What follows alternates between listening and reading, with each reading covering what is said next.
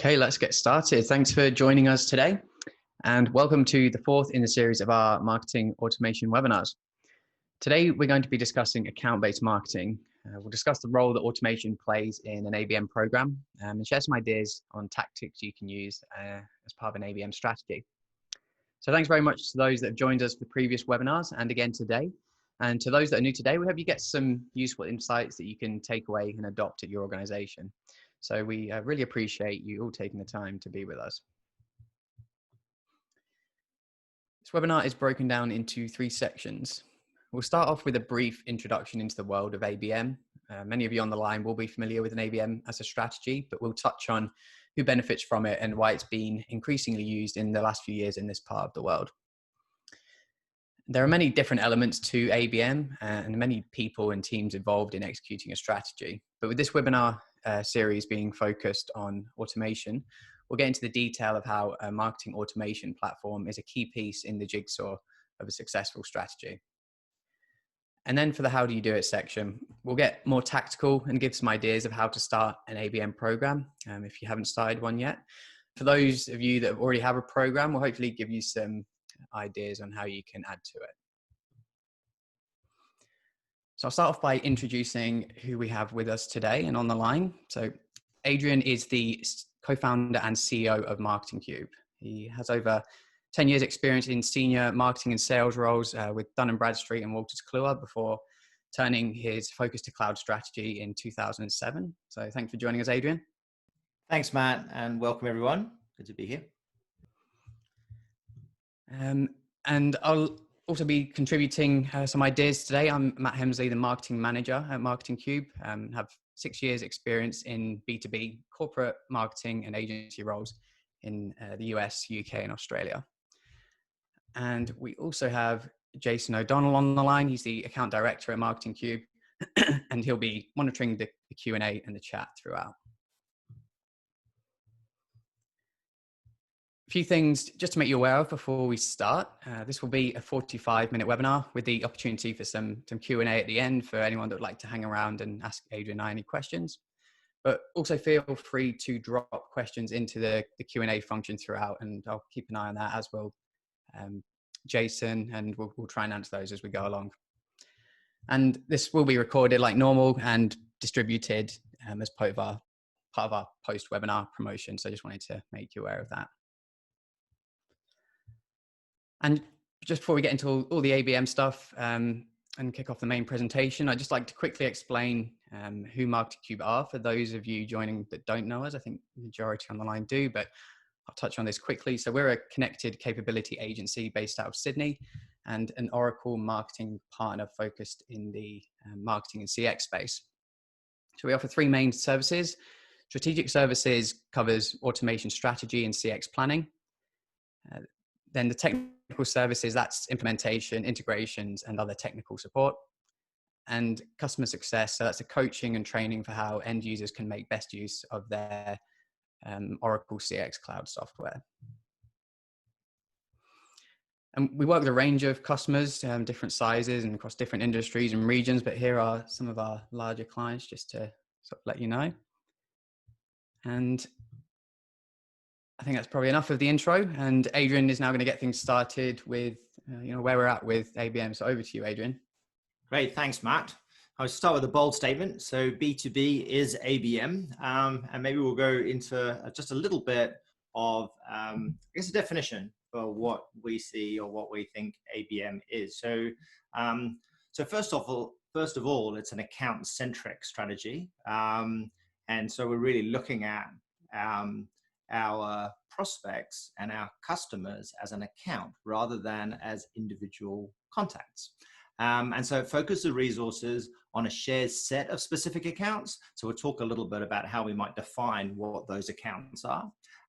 But we're looking for accounts that are an ideal fit for that particular purpose. And ultimately, it orchestrates a coordinated and personalized account-based experience across multiple channels, but across sales and marketing, which is key, and for the key stakeholders within each account, ultimately to drive an outcome like driving increased revenue. So that's our definition of ABM. But what it actually means in reality for a lot of organizations is a shift in ethos from their marketing and sales organizations. So generally what we're moving from is a mass marketing approach. So, sending lots of communications out to lists of contacts, normally in quite a reactive way, so that we're responding to maybe requirements that we have or a marketing calendar, but essentially being quite reactive about the way that we run our campaigns. We're kind of sending things out to random organizations in the target market, seeing who will bite, and then pushing them through as leads, and then often supported by manual processes, and ultimately not using much of the sales data kind of that's in our CRM. And where we want to move to with this kind of ABM approach is to be much more account-based in how we're structuring our marketing, be much more proactive. So looking at where we really need to drive campaigns based on where the accounts are sitting at and the stages that they're sitting at in their kind of overall buyer journey, if you like. Looking at specific contacts within specific organizations. So being really targeted in how we're focusing our marketing efforts and our sales efforts, using a lot more automation to drive all of this, which we'll talk a lot about kind of how to make all of that happen, and really combining the sales data and the marketing data together. So recognizing that we've got these two channels, they're operating in an integrated way. And so by both understanding what the other is doing, we're able to really personalize ultimately the contact experience, but overarchingly the account experience. So if we look at account targeting, what that really means. So the first thing is there's a number of considerations before we go ahead and put this ABM process in place. And the first one really is, what are the goals and objectives of our account-based marketing approach? So what's the driving purpose for implementing or for our ABM program as it stands? So it may be that we're trying to generate more strategic prospects. It may be that we're trying to do more and extend our cross-sell or our share of wallet in our key accounts. But how we define that driving purpose for ABM will then help us to define who our target accounts are. So if we're trying to increase our revenue in a particular vertical, or we're trying to increase our focus on a particular industry, for example, or a particular geography, then that's going to help us to define what those kind of that ideal account profile is. And that helps us to define our list of target accounts. And that could be prospects, or it could be, these are our customers. These are the customers that only have one product, that could have more than one product or service. Or these are the customers that we know are global and are only using us in Australia and New Zealand. So could be using us ourselves, could be using our services elsewhere. So that helps to define our very kind of our specific target accounts. And that will help to define our target account profile. But within that target account profile, we also have the individual contacts that are sitting within there. So they are the decision makers, the influencers, the personas of the contacts that sit within those accounts that match our target account profile. And then we have to consider the other components that we need to make this work. So we need to consider the data that we have, the content that we have, and how we're going to coordinate our kind of integrated multi-channel customer experience. And also bear in mind, the data is not, and content is not only what you have today, but what do you think you will need in order to inspire and be timely and relevant kind of in your information to those target account profiles.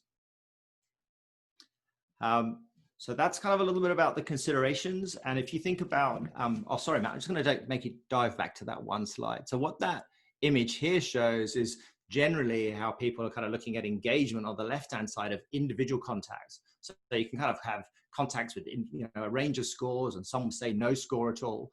And what we're normally doing is segmenting on kind of highly engaged, or focusing on highly engaged, and they become our leads, or they become the contacts that we want to talk about. But what we're looking at here with an ABM approach is looking at them in the context of the account that they're sitting in. So we might have contacts with various scores, but what we're looking at is rolling that up essentially into the account structure and going, okay, who are the accounts with the highest scores that we should be talking to? And that, again, that could be either acquisition or it could be on the loyalty and cross-sell, upsell. Thanks, Matt. So going through to why do it? Well, there's lots of proof in the pudding. So we've got a couple of stats here, but you'll see lots of stats around the focus around account-based marketing. At the moment, it's been something that's been happening for several years, I think, this focus, and it's really being underpinned by the technology, which we'll talk about in a little bit. But the first stats in the ABM Leadership Alliance that found that 87% of B2B marketers say ABM delivered a higher ROI than any other approach. And Serious Decisions, this study found that 91% that put an ABM program in place said that they got a much better sales and marketing alignment. I think that's really key as well to making this work. So if we look at ABM and automation, kind of how this is underpinned by this, how ABM is now underpinned by technology, I've kind of put together this graphic. I'll try and explain it to you as we go, but essentially you've got your prospect, and sitting around your sort of proverbial kind of board table are these contacts, and your engagement with these contacts is lifting as you run your webinars and your social campaigns and your media campaigns to your ideal customers. At the same time, you've got sales and service. Sales is running their lead management, their sales campaigns, they're working on their social selling, they're setting up sales appointments. And so with these kind of this integrated approach, we're working on this prospect until eventually we get our first opportunity, which is our kind of first green square, and that gets closed. And Matt, if you click one more time, we'll turn this into a customer. And basically then we start working on our onboarding, our loyalty, our retention, and we start to close more opportunities. On the sales side, we're doing account management, we're looking at supports and case management, we're running customer success, and we start to think about things in terms of share of wallet and closing more opportunities. And kind of supporting this, underlyingly, you've got Eloqua and the CRM platform that are essentially sharing what's happening in sales and service with what's happening in our account-based marketing program. So it's always being updated.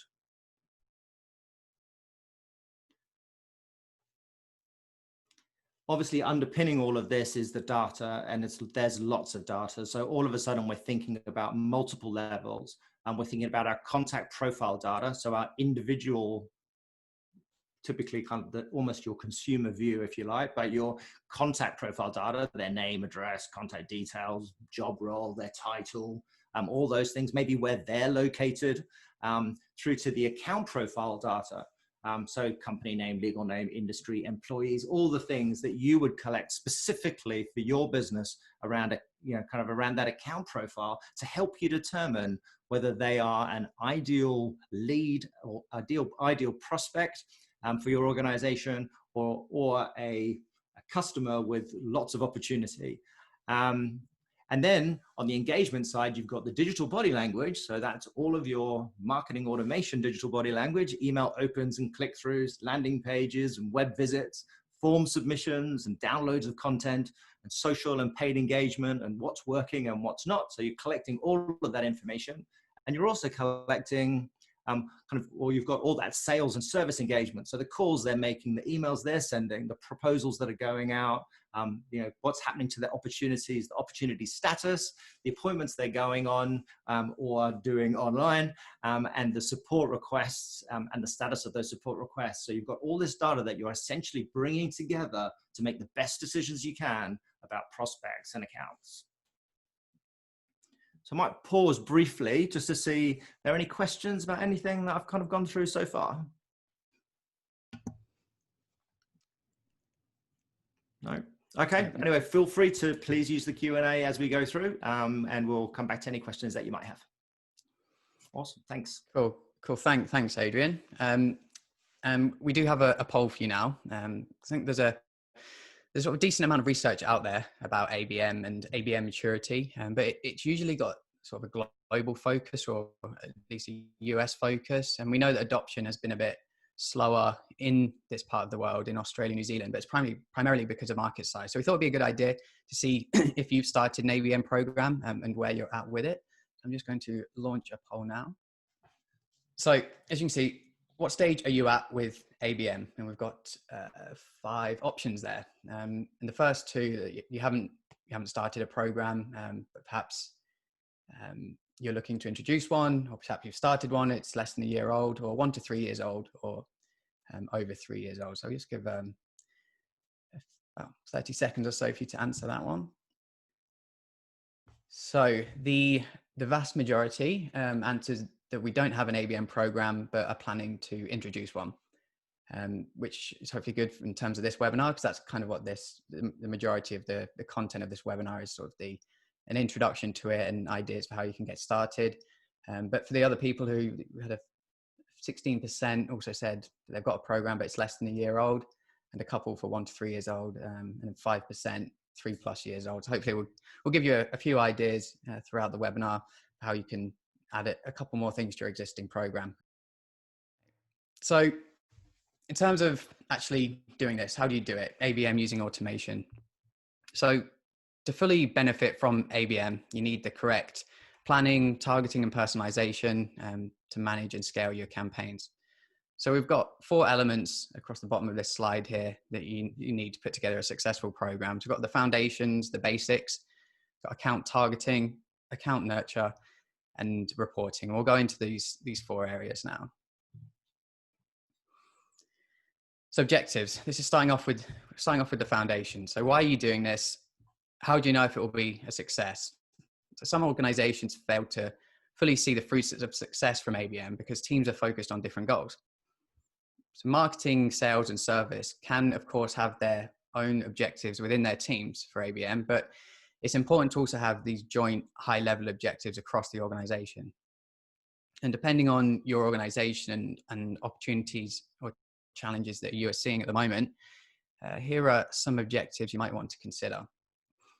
So on the left-hand side here, we have acquisition-related objectives. So, sales opportunities. So are you aiming for more RFP invitations, or perhaps better still, winning more business or getting more opportunities without having even to go to RFP?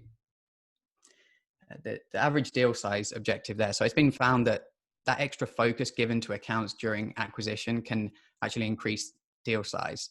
So track how average deal size changes after introducing your program. And then similarly, sales cycle length has been found to be reduced thanks to ABM. So this can be particularly important for sales teams to get deals over the line sooner rather than later to meet these quarterly and annual targets. And marketing and sales alignment, Adrian touched on that being sort of really important before. And this one can be a bit trickier to measure. It could be as simple as just getting some qualitative feedback from both teams, asking if they're feeling more tightly aligned. But if you want some more concrete evidence, you could look at perhaps lead quality, measuring the uptick in sales accepted leads, or perhaps measuring the time taken for sales to follow up with a lead. And then on the right-hand side here, we've spoken about how ABM can be used as a retention, upsell, cross-sell strategy, and not just this acquisition. So these next couple of objectives are for you if the purpose of your ABM program is retention. So as key performance indicators for customer retention, you might measure the obvious one of customer retention rate, but you could also consider things like average customer lifetime value or net promoter score if that's something that you measure at your company. And then increasing renewal deal size, again, pretty easy one to measure. And then an objective that covers both acquisition and retention is marketing ROI, which of course is important for everyone. And attribution isn't easy, but it becomes slightly easier with ABM because your marketing and sales efforts are more focused on these specific accounts. So if you can measure the difference in ROI between your ABM program and more traditional marketing efforts, then it gives you the opportunity to show sort of the value of marketing. So a great place to start is looking at your existing data. You could look at your more profitable accounts and find commonalities between them. And perhaps they might be in the same industry or have similar challenges that your service solves. And this type of information can guide your teams in terms of account selection. And something that Eloqua provides is account engagement insights. Now, the account engagement dashboard organizes engagement metrics by account rather than leads, as the name suggests, and it makes it easier to identify your most engaged accounts. The primary report on the slide here shows engagement based on metrics like page views, form submissions, email click-throughs, and other external activities. And another report out of the box on the dashboards shows an engagement timeline. So looking at one account at a time. And as you can imagine, these sorts of insights would be really helpful to not only the marketing team, but the sales team as well, since you've got that combined effort.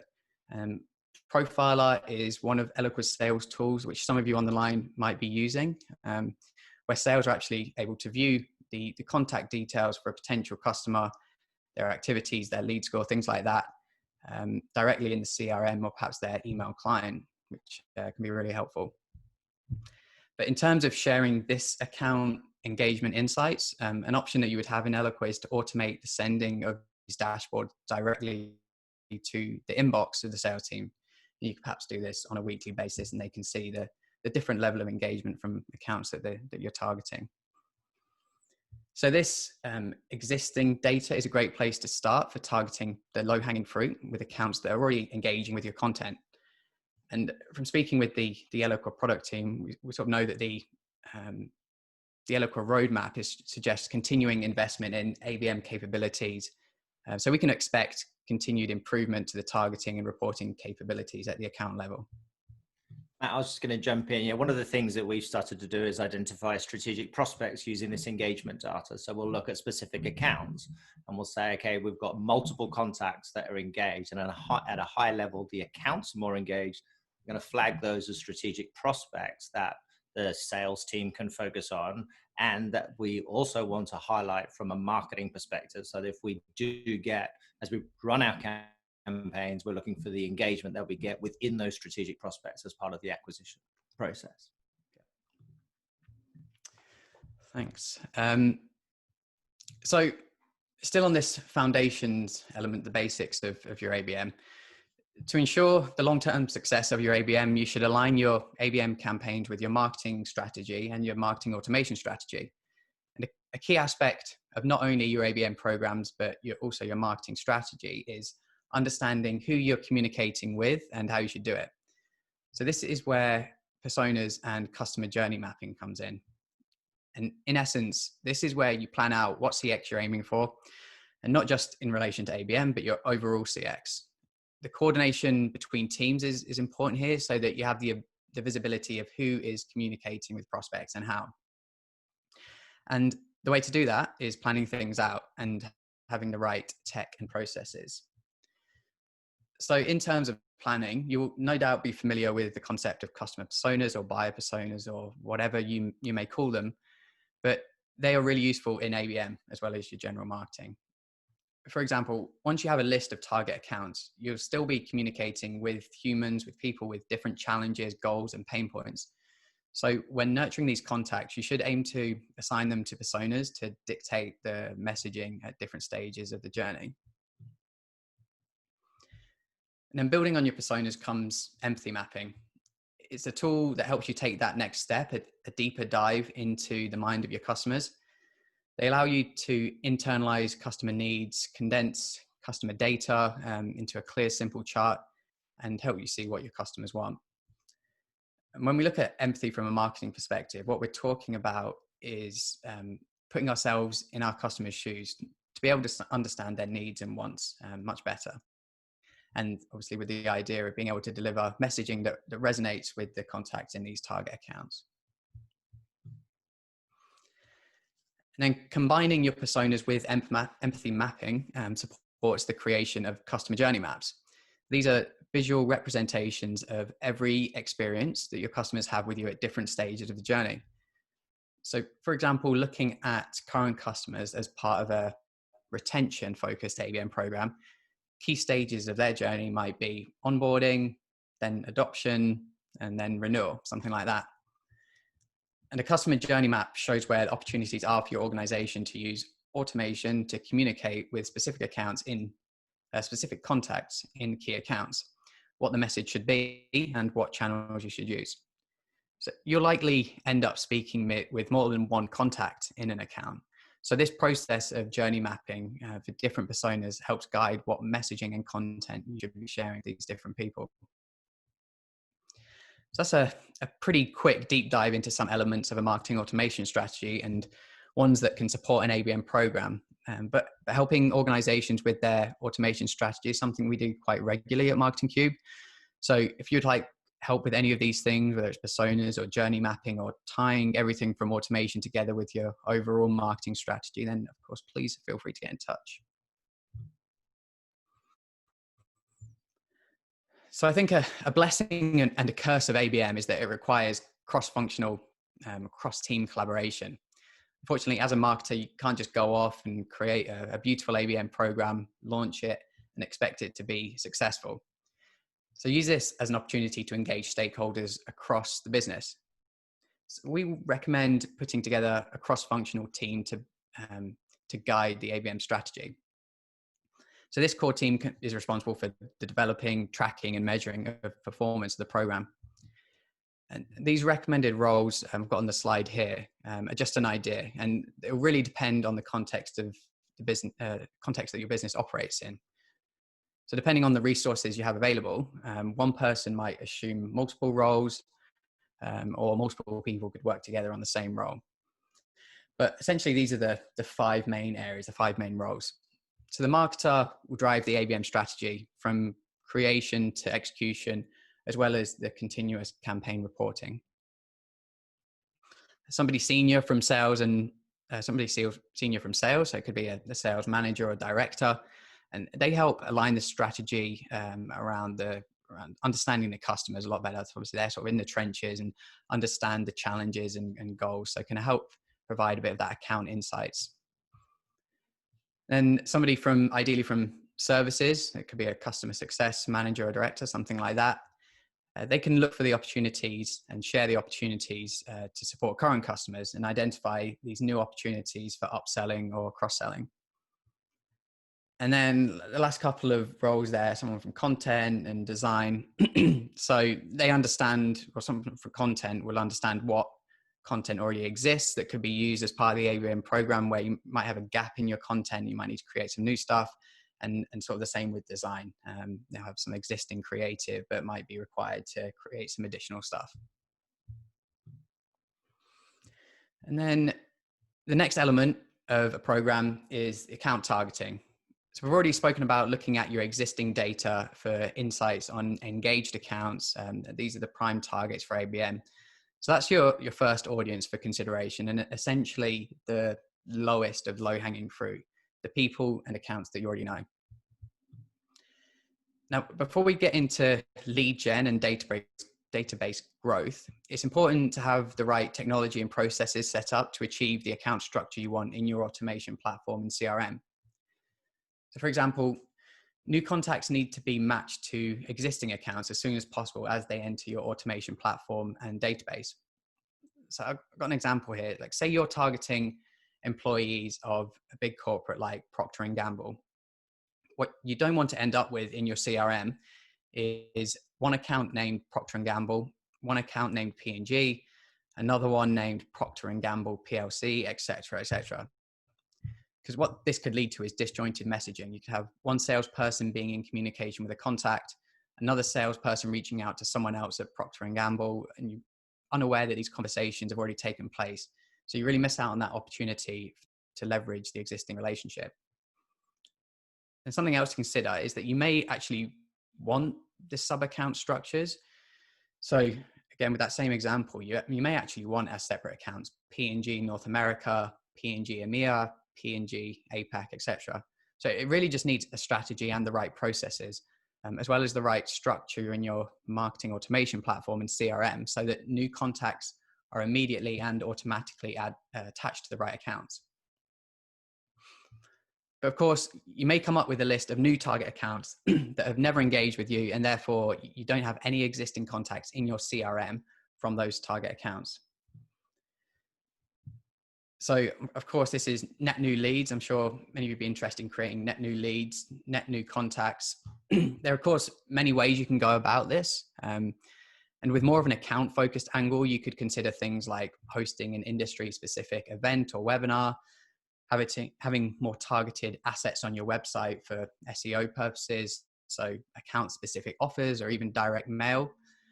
But a tactic I wanted to highlight that I've seen success with is LinkedIn advertising.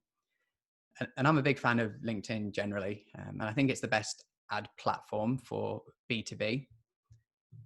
And what makes LinkedIn unique from a B2B advertising perspective is the targeting capabilities. Because LinkedIn users are incentivized to keep their profiles up to date with new roles, new employers, job titles, skills, etc. So this is an amazing amount of first-party data LinkedIn has that advertisers can use to target people. And obviously, the data point that's important for use for ABM, account targeting, is employer name. Now, if you speak about LinkedIn advertising with your paid media team, they may be quick to point out that cost per click or cost per lead is much higher than other platforms like Facebook and Google. Sometimes it can be 3, 4, even 5 times higher.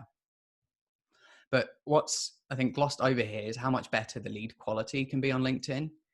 So if you're in a position where you're able to track performance down the funnel to marketing qualified lead, sales qualified lead, opportunity, and then hopefully closed one, what I think you'll find is that LinkedIn actually ends up providing better ROI when measuring that cost per acquisition. So the reason we're giving this shout out to LinkedIn advertising is because of its powerful ABM lead gen abilities. You set up targeting by account name. So you can literally upload a list of company names, overlay filters like location, job function, job seniority, and you're off. So you can have this conversation with your paid media team, whether they're internal or an agency or whatever, but just wanted to give you a few quick pointers. The minimum audience size is 300 contacts. That's not 300 companies, but 300 LinkedIn members. The retargeting capabilities on LinkedIn are not very strong at the moment. So it's best to build that audience on LinkedIn. And when you've got the traffic going to your landing page, then retarget on other platforms like Google and Facebook. You get much cheaper cost per click that way. And lead gen forms is one of the ad types offered by LinkedIn, where the user submits the form from your ad directly in the LinkedIn platform rather than visiting a landing page. This type of ad has a native integration with Eloqua, so there's no manually downloading and uploading CSV files to get that lead data into your platform. Okay, so now you have leads coming in from the right accounts, or you're using these existing contacts at the right accounts. Now how to communicate with them. The next element of a program is the account nurture. So we're on the third of our 4 elements here. For those of you that were able to join our previous webinars in the series, we went into detail on lead management, which includes lead nurturing. And many of the principles and best practices that apply to traditional lead nurturing also apply to account-based nurturing, because you're still trying to essentially move contacts closer to purchase by communicating with the right person with the right message at the right time. The only difference here is that you're filling the funnel with contacts from a specific list of accounts rather than any account that engages with you. I'm just going to pause for a second and have a look if there's any questions. There is a question that's in the chat from Jasmine. Thanks for that, Jasmine. She asks, how do we sync LinkedIn and Eloqua directly so we don't have to pull lists from LinkedIn and prepare it for a cleanse upload into the CRM? Right, thanks for that question, Jasmine. There is a LinkedIn Campaign Manager app in Eloqua. You can find that in the Oracle Marketplace. And there's some sort of technical aspects on the sort of the back end of that app. When you're pulling that onto the campaign, you're basically matching up the account information in the app with your LinkedIn Campaign Manager information. And then you basically want to use a form submit step after that pulls it in. So you're matching the right values with how your values are set up in Eloqua and your CRM. So that's sort of essentially how it's done, sort of very, very broadly. But if you'd like some support with that, then please email our support team, support at Markcube, and we can help you set that up. So again, any questions, feel free to continue to drop them in. I think there is one more just come in. No, we're all good. Okay. So back to account nurture. So for account nurturing, here are some things we recommend. The first thing to consider is you want your nurture campaign to last as long as your sales cycle. So if your average sales cycle is 12 weeks from awareness through to purchase, but your nurture campaign only lasts for 4 weeks, then that's obviously not an ideal scenario. And in Eloqua, you can use dynamic content in your landing pages and emails to change the content that is displayed based on known data points. So for example, you could use dynamic content to present a different message, image, or call to action, depending on who's viewing the asset. So you might like to personalize by perhaps location, the job function of the person viewing the email or landing page, company size. There really are infinite possibilities of how you can personalize your assets in Eloqua. You're only limited by the data you have on contacts and accounts. So the more relevant data you have, the more you can personalize experiences. And you may want to overlay multiple data points on top of each other. As an example, instead of just personalizing content to CFOs, you may add a layer of company size. So it's particularly personalized to CFOs at organizations with, say, 100 plus employees. And a data point we capture and use at Markcube that I wanted to give a shout out to as an idea for personalization of your nurture that you may have a use case for at your organization is something we call affinity.